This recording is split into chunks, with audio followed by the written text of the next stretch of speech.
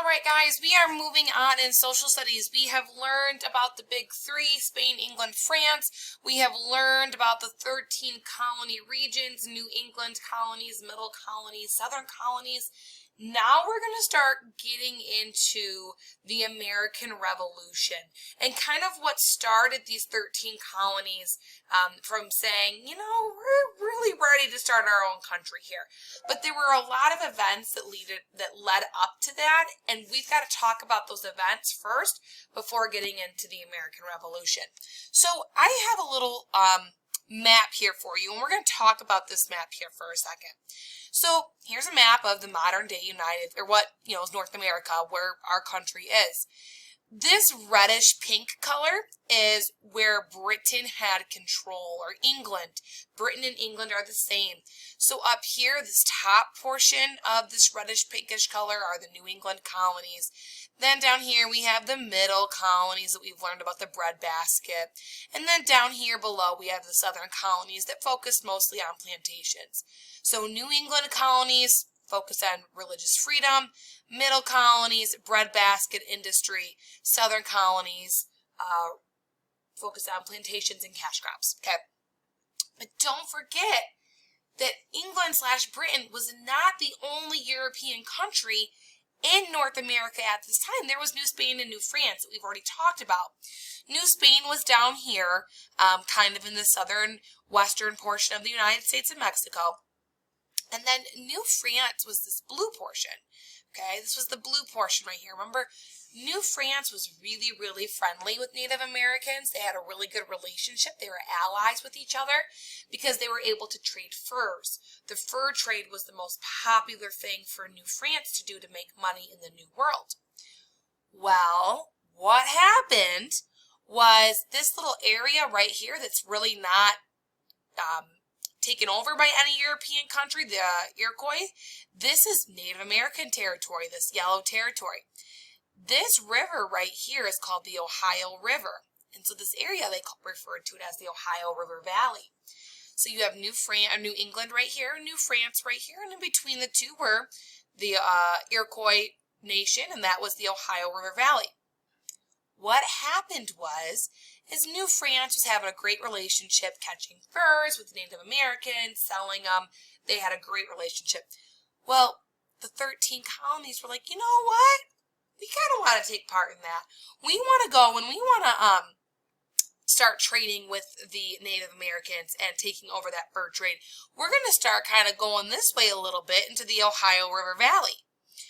Well, New France and the Native Americans were like, whoa, whoa, whoa, whoa, whoa, no, you're not going to do that. This is our territory. This is our land. We've been trading for a long time. We're allies. England, you kicked us out of our home. France is over here. We're happy in this little area where we're at. Don't you dare be creeping over this way. This is where we're at, us Native Americans, and we're dealing with the French because they're nice and cool to us. Well, what happened? A war happened. Obviously, that's what's going to take place. It was called the French and Indian War. Now, France and the Indians weren't fighting against each other. It was New France and the Indians fighting against the 13 colonies.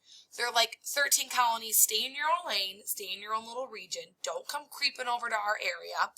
We're happy, and we're going to join forces, and we're going to fight you to make you stay over on your side. That was the initial start of what was called the French and Indian War. Okay, now believe it or not, one of the generals or the army generals fighting for the 13 colonies, saying, yeah, no French and Indians, we're going to come over, was actually George Washington. George Washington was like, I'm a really cool army guy. I'm like really famous. I'm like really awesome. I'm going to start leading an army of the 13 colonies, and we're going to go against you, French and Indians. That's what started the French and Indian War. So today you're going to be learning about what happened during that time, who won the French and Indian War. You're going to go, and I gave you a list of things here. So hopefully you're watching my video first. Then you're going to watch this video right here, called The French and Indian War, Education and Social Studies History Videos for Elementary Students and Kids. Once you're done watching that second video, then you're going to go to this online video article and quiz called Ducksters. It looks like this. It's called, here's an advertisement. Maybe I can get rid of that. Maybe I can't. It's called Colonial America, French and Indian War. There's a video up here that you're going to play and watch once this ad is over with. Let me give it like 2 seconds here and see what that looks like. Okay, so you're going to watch this video right here. Then what you're going to do is you're going to read this article. It's not very long, okay? If you want it read out loud to you, you can click the play button and it's going to read for you at the top right here, and it's going to read for you all the way down here. Once you're done watching this video, reading this article, then you're going to click right here where it says take a 10-question quiz about this page. You're going to click that, and here's 10 questions to ask you about the French and Indian War.